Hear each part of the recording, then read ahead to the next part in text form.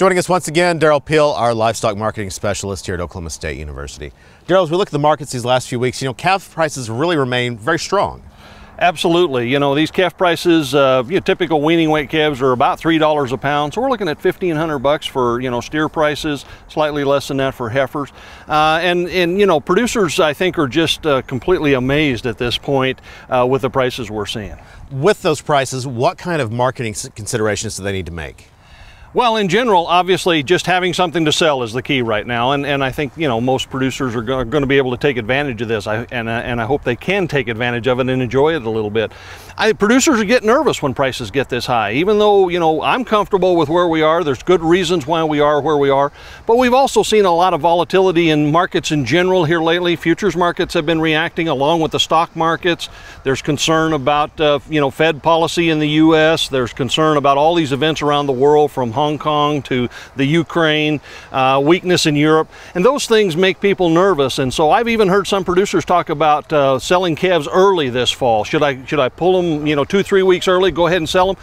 I don't think this market's going to change that much. Those outside events can have an impact, certainly farther down the road, but nothing's going to really change this market in the next month or so. And so we need, we're going to be able to see very strong prices. Now, those nerves, are they affecting the way guys are retaining heifers to rebuild?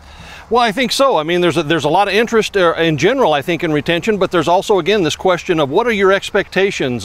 If you believe this is a very short-run phenomenon, you're probably going to sell everything you have. I think this is a longer-term phenomenon. We're going to see strong prices for, 2, 3, 4 years here ahead, and as a result, if that's your expectation, then you're probably retaining heifers. So we have to kind of wait and see how the data shakes out, but I think those kinds of factors are affecting people's decisions at this point. Now let's talk about the older producers, those who might be, a few years from retiring and kind of getting out of the market anyhow. With that high price window that we're talking about, does that change what they're thinking? Well, it might. Again, same situation. Depending on your expectations, some producers are thinking this is an awfully good time to go ahead and get out of the business, take advantage of these high prices. If you believe the prices are good for another couple of years, maybe you're not in as big a hurry to do that, but you want to be prepared to get out when you think the time is right, sometime in the next 2, 3, 4 years. For producers that were forced to liquidate during the drought, for example, they really face a challenging question here. Do I have enough time to get back in and take advantage of these markets? Or depending on my time frame and depending on my expectations, they face a real challenge of whether or not they have enough time to get back in and want to start that process at this point. All right. Derrell Peel, Livestock Marketing Specialist here at Oklahoma State University.